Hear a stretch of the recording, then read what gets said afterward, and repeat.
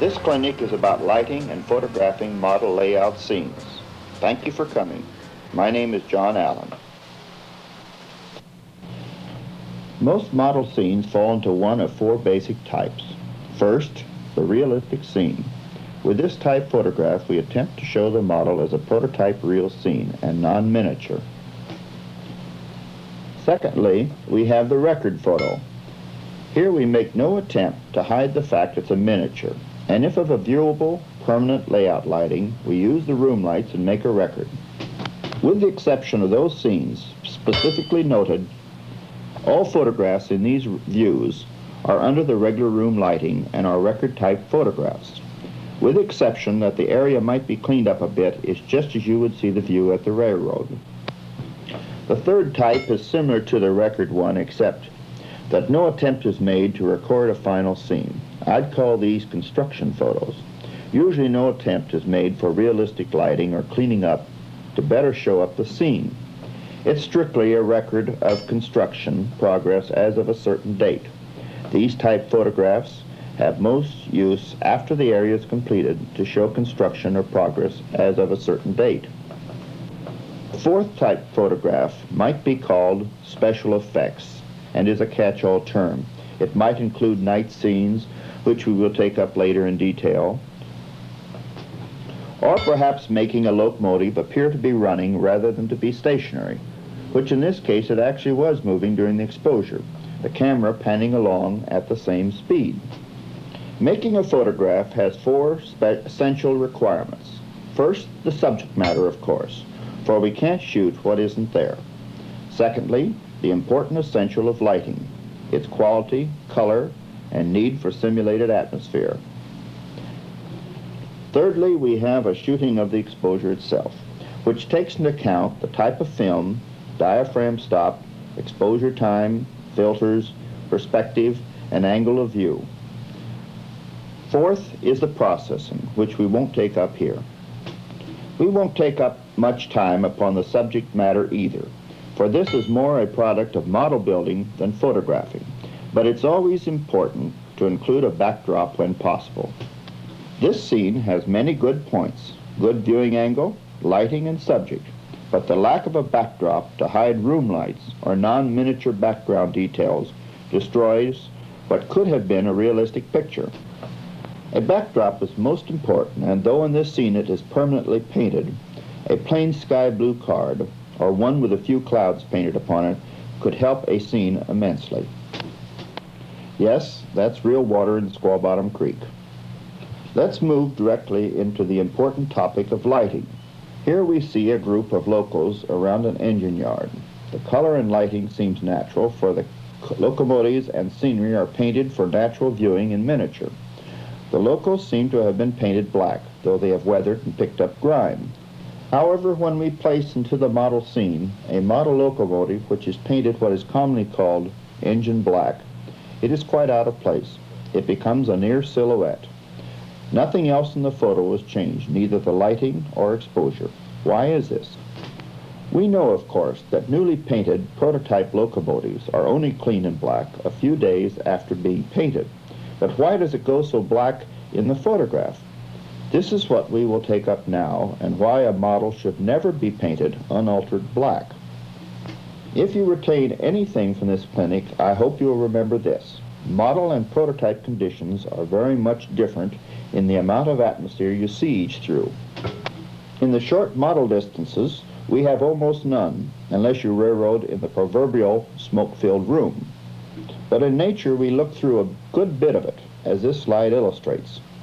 This is a normal sunny day, and the trees nearby and in the distance are of exact same type and under the exact same lighting.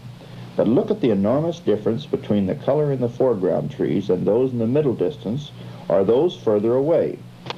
The foreground trees are equal to about 5 inches of distance in HO. The tall tree to the left of center about 14 inches away, and the distant trees from 6 to 12 feet away. If you were to color or model these trees, which color would you paint them? Notice that the shadows on those closer to us are darker than those shadows of more distant trees, and the highlights are more brilliant and warmer in color than those same highlights when viewed through the atmosphere. If you paint your locomotives or equipment without regard to this fall-off of intensity, they might look correct on the moon, but on this Earth, they lose authenticity. A model should be painted and lighted to appear the same as the prototype, not the actual color. It's too intense. A model scene should be painted to duplicate this prototype atmosphere change. Notice that the color and lighting both contribute to having a warm and more contrast foreground while bluing and lightening the distance. Had only the scenery painting been made bluer in the background without also using bluer light bulbs, the train would have appeared to lose its atmosphere and be out of place when in distance from the aisleways. The locos and equipment are of course painted with perhaps 100 yards of atmosphere in the painting, but when several hundred yards away, the lighting must do the bluing and flattening of the shadows. To refresh your memory, here is another view of prototype atmosphere and its change of color effect. And another model scene looking across from an aisle viewing area. Note the fall-off of both intensity and warmness of color. Your layout will look much larger if you light and paint in this atmosphere. And here is a view which you would see while operating from the main control board. Although on my GD line this painting and lighting is a permanent fixture, you may not now have it on your railroad, but if you lighten and blue the background with lights while shooting a scene, it will aid authenticity. Lighting and photographing model atmospheric conditions might be too advanced for your tastes at this time, so let's discuss the more common mistakes in lighting layouts and photographing them. First of all, it's certainly not common to come across a well-lighted model railroad. The builder might spend hours on doing good modeling, but is content to hide it under bad lighting. Now, without changing anything in this scene except the lighting, we'll try to show its importance. This is what one commonly sees in layout visitation by modelers who pay little attention to lighting their railroads, no matter how well they are modeled. A few bare bulbs are put in so that they can see not to bump into the layout. It's about as well lighted as a storage attic. The color is bad, but mainly the bare bulb light striking the viewer's eyes or camera makes halation and reversal blue image spot while pulling out the blue from the rest of the scene.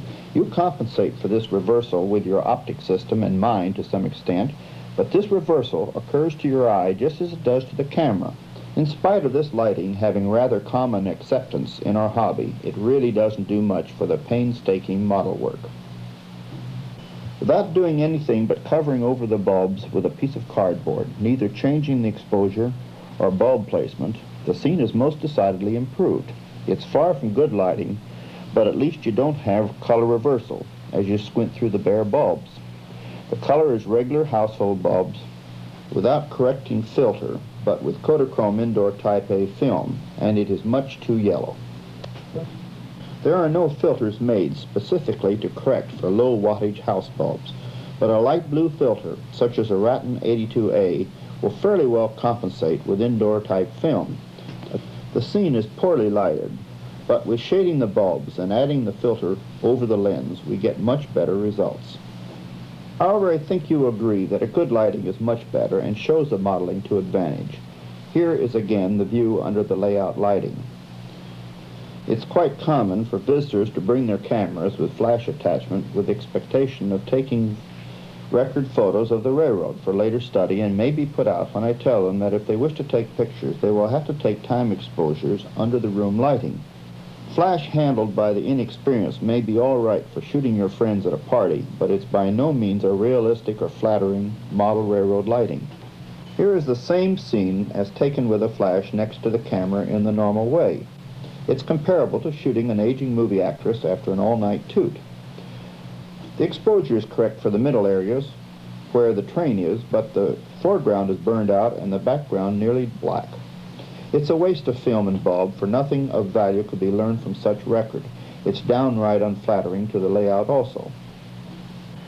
Then there is also the movie camera visitor who brings in his new multiple light bar with lights on each side. But his scene is even worse, for now he has lost all light direction and washes even what is left out. It's true that lights are much too dim for adequate movie lighting, but model movies shouldn't be taken with a bar light, though it might not appear too bad with a close-up scene. If the railroad you are photographing is poorly lighted, or if it is during a period when other visitors are present, you can't disrupt the occasion by taking time exposures and must use a flash. Take it around to the side and have someone hold it during the flash. It won't cover a large scene adequately, nor be a record of the railroad, but it'll be many times an improvement over the light next to the camera, or what I sometimes refer to as slob lighting. If the depth is great, or too much area for one light to cover in one scene, use two bulbs, one further back, but on the same side as the other. This will make coverage much better, though it is a far cry from a record of the scene or good lighting. To refresh your memory, here's a record of this scene as would be taken under the room lights with time exposure, small diaphragm, and indoor film, or with correcting filters. Perhaps, after all, I have justification for not desiring flash pictures by inexperienced photographers circulate about my railroad. I don't usually prevent a visitor from taking some photos under the room lights even if he does not have outdoor film in his camera and no compensating filters, but they will be quite yellow, such as this. An outdoor correction filter for indoor usage, such as an 80B, would correct for this yellowness and needs about twice the exposure. This one is too dark, as time was not increased sufficiently. Here is another example of a scene in which the painting and modeling have been done under the lights, which were installed first. In this way, shadows not wanted to full intensity can be weakened or painted out so as to increase the illusion of depth and atmosphere. The arch bridge in background is only about 2 inches from the wall, and it is impossible to keep its shadow from going across the painted backdrop. However, with the lights installed before the painting, where the shadow falls can be painted lighter to minimize the wall effect. Naturally, if you change the lighting, you will destroy this effort. With a slob lighting flash next to the camera, not only is the effect of the combination of modeling, painting, and lighting destroyed, but the color balance is off. One wouldn't learn much from this scene from such a record. With a flash to the side, the lighting is improved, but the new shadows under the bridge won't match the painted ones, and will throw a shadow across the painted canyon to lose all hopes of illusion of depth. Color is, of course, off too. This larger view, showing this area from further back up Giant Canyon, may refresh your memory of what a record under the room lights of this scene looks like. Here's another record photo under the room lights, and though the right foreground cliff is dark, it gives an aid to increasing the illusion of 3D, and to me is not objectionable.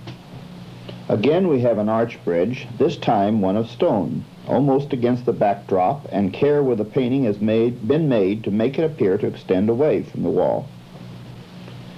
With the slob flash next to the camera, again we burn out the foreground, wash out the coloring of the modeling and painting, as well as change the color balance. Unnatural shadows from any foreground object throws big shadows across the background as seen on the right. With the flash to the side, perhaps there is some improvement, but look at how the shadow from the arch bridge falls upon the backdrop, destroying any illusion of depth beyond. Fall off from left to right as light weakens away from the bulb is almost as distracting as the color change. I've talked about what not to do. Now I'll demonstrate a method of shooting a scene. This scene happens to be under my regular room lights, but perhaps you are shooting an area that has poor lighting or none at all. How should you go about it?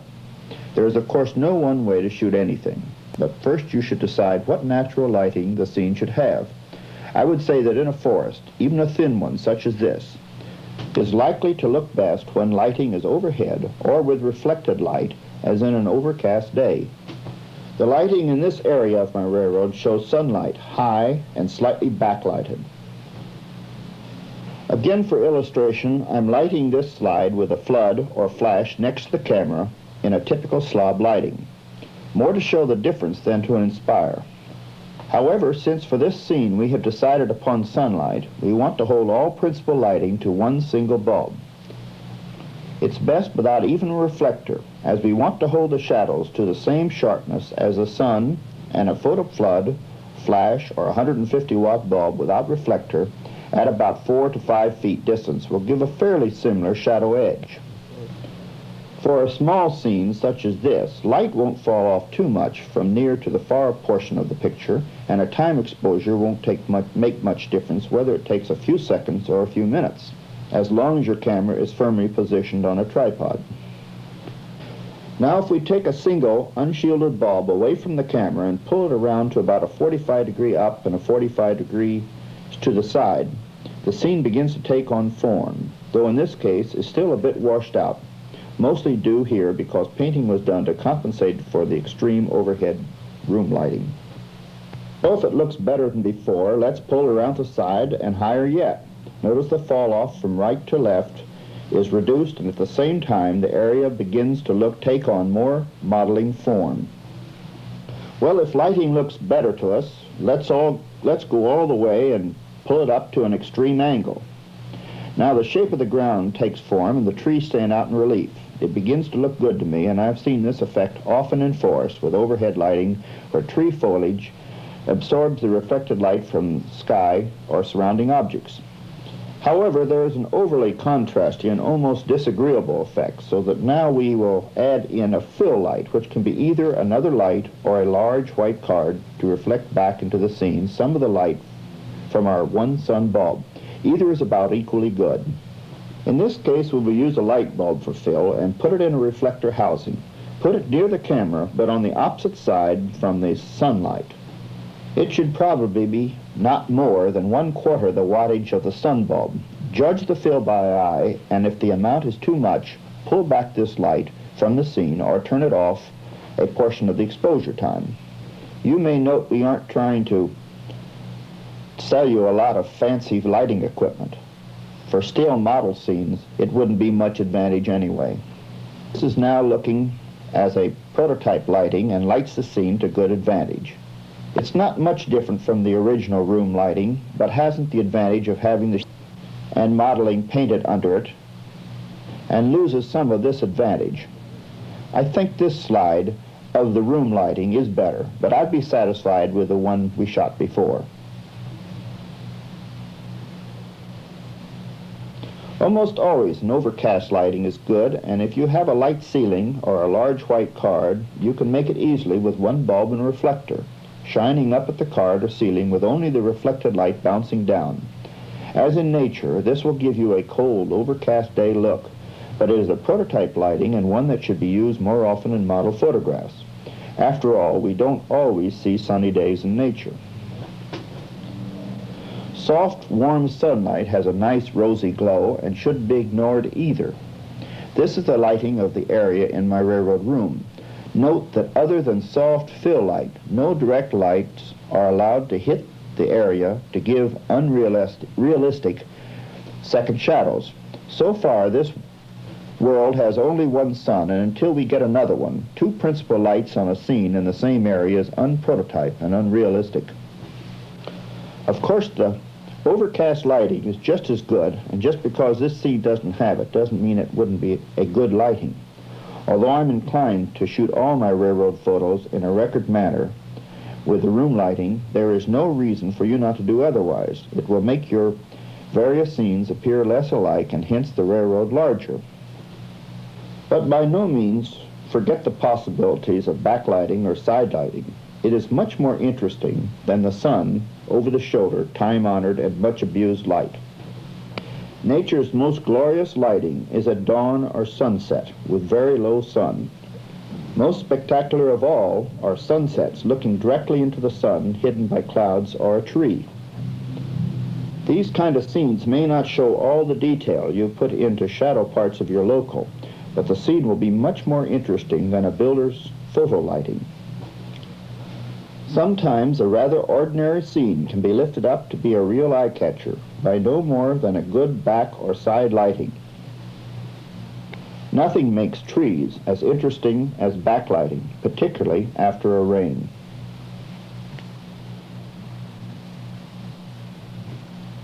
Now that we have lighted a scene, we must take the picture. We must either use a correct film for the lights or compensate with corrective filters.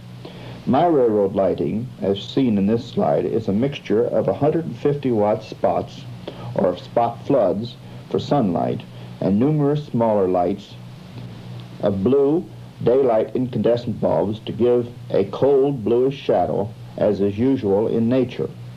It isn't as blue-white as natural daylight, but is balanced to go with incandescent film of 3200 Kelvin. However, regular indoor type A Kodachrome looks fine, though a bit warmer in color. Most of these slides, including this one, are with this film without filter.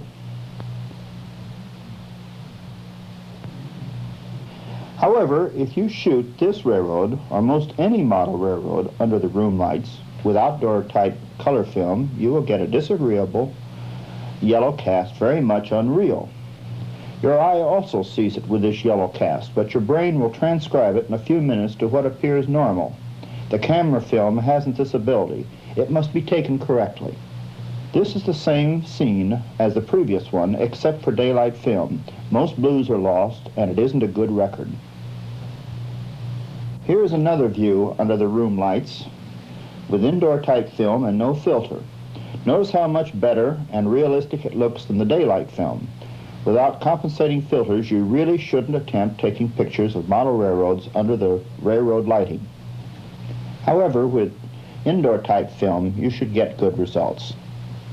Again, notice the contrast when we use daylight film without filters. It's easy to get an indoor compensating filter for outdoor film. Any large dealer can get them for you. You should carry it with you whenever you plan model railroad shooting. They are also necessary for a good rendition when using outdoor film with prototype night scenes. This is the same scene as the last and the same daylight film, but with an 80B filter. This requires twice the exposure, but with a tripod and time exposure, it makes little difference. Outdoor film with a filter requires about 3 times as much exposure as indoor film without it.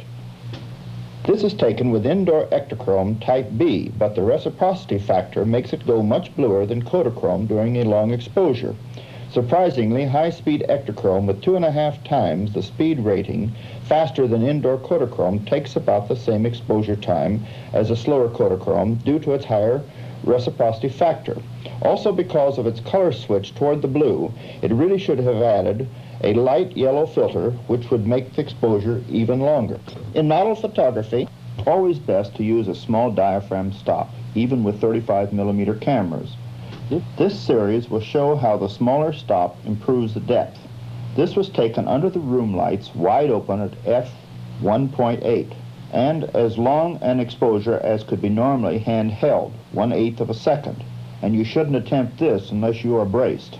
It's underexposed, but for this film it would have to do if you weren't prepared to take a time exposure. Notice how out of focus the foreground and backdrop becomes.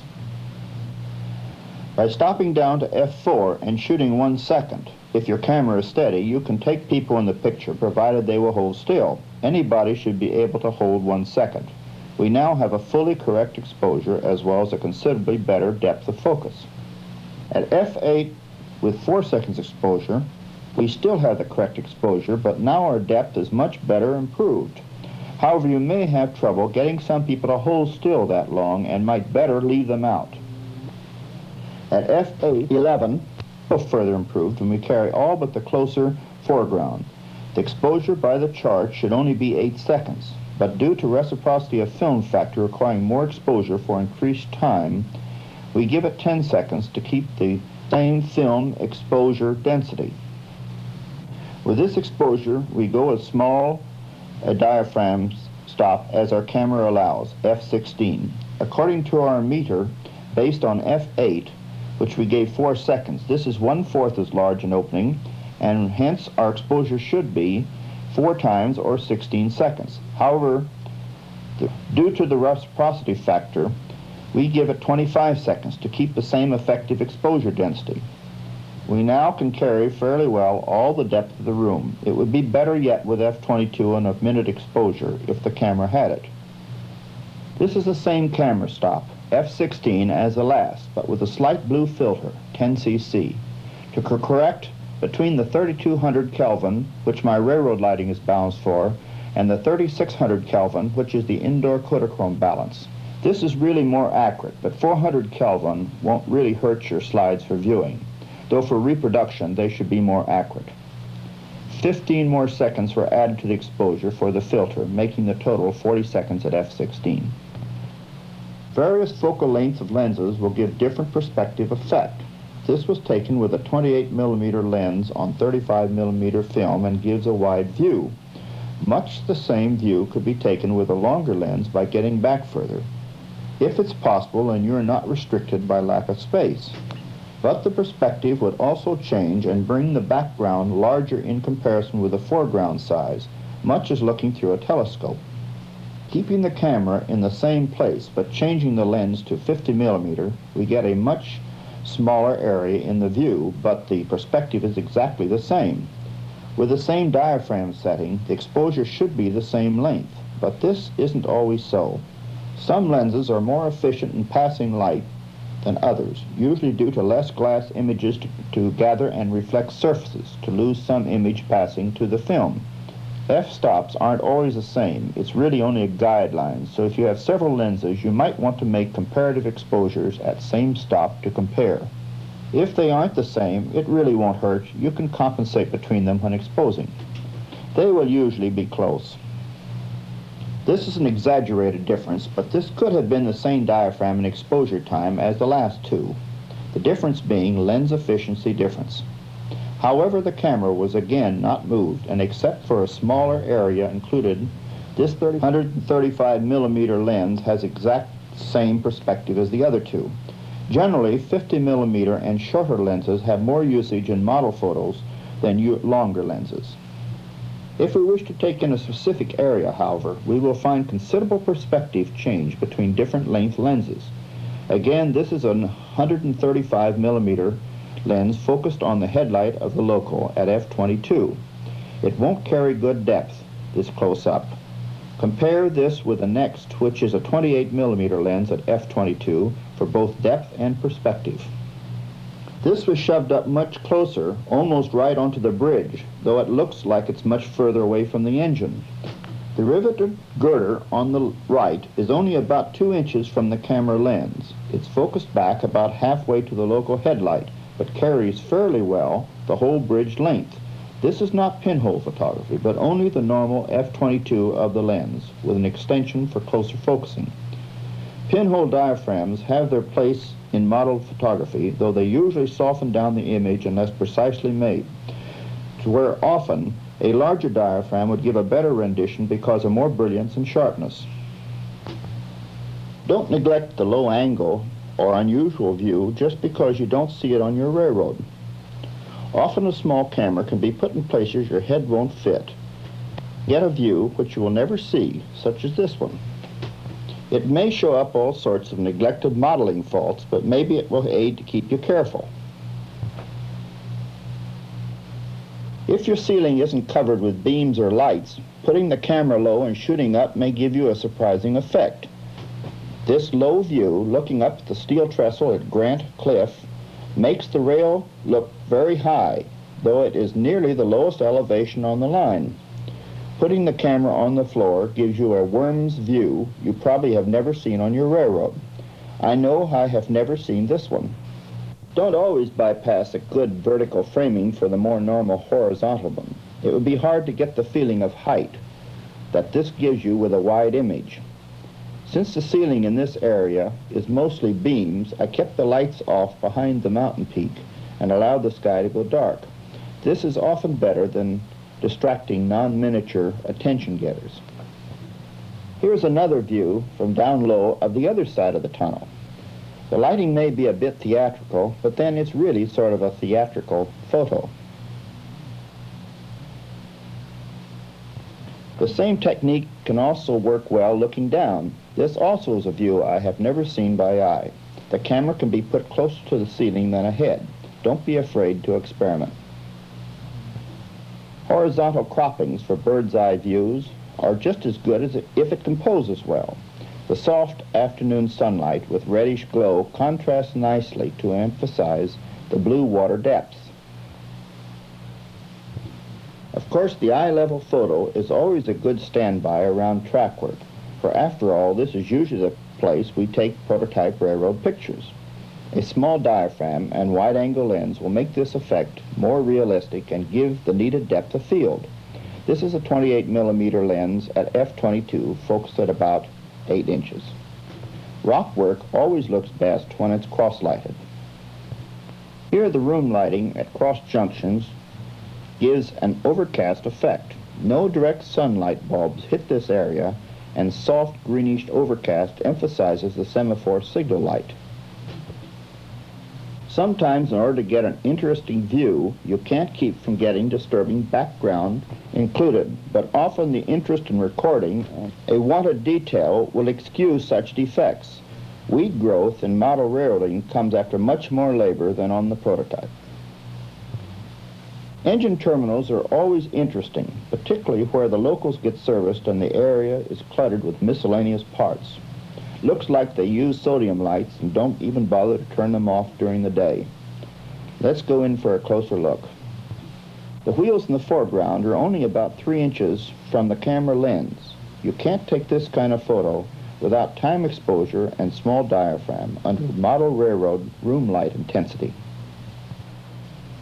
Looking down yard tracks are always interesting if you can carry the focus. It sometimes gets grotesque distortion from such extreme views, but so do such photos on the prototype. Even unfinished buildings won't distract too much if you have a good angle of view and lighting. If it would make a good prototype photo, it will also make a good model one. Lights in the background often can't be avoided if they can't be turned off without changing the lighting in the area you are shooting.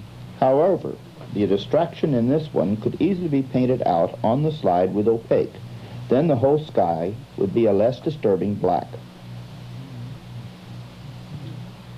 Here again, an unwanted distraction of cropping too high in the scene and showing ceiling lights takes away from the quality of the photo. But this is another case of where you can only lay the camera down and hope it's pointed right. Evening photos are often quite good in both the model and prototype. Enough detail is left in to make out the modeling, yet it shows the buildings lighted. Notice how much calmer the water is in the lake than below, where the water falling from the mill wheel makes turbulence. Night pictures are always interesting if you have buildings with model lights. These call for long exposures, usually by experience. We'll show you how to make a series to find out the correct timing in a few more slides. The flared out star shapes around lamps at night tells you how many leaves are in the diaphragm of your lens. Each leaf corner makes a flare. This one has 6 leaves.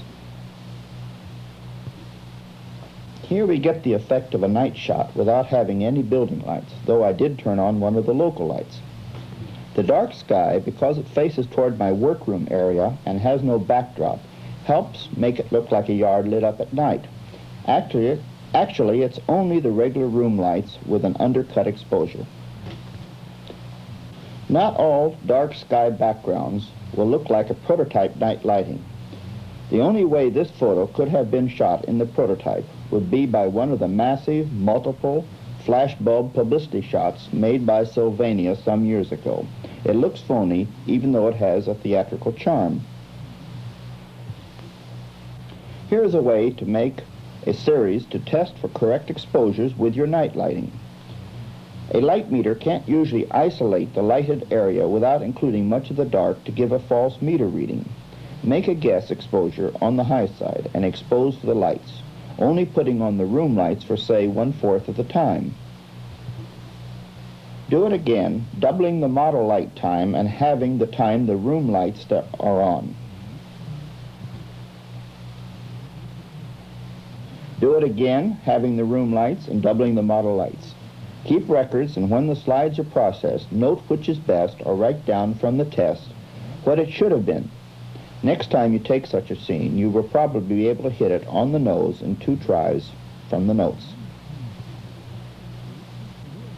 Here we do the experimental test again on the engine terminal lights. Because the height of the yard lights are much higher from the ground, they will not build up as quickly as in the ones with the lower lamp posts at the station. In fact, as the time is increased, the light from the bulbs on the surroundings isn't building up fast enough to get details before the bulb flares get too large. This area would be better planned for more light or more fill from day bulbs and call it an evening shot. It just won't work out for a night shot.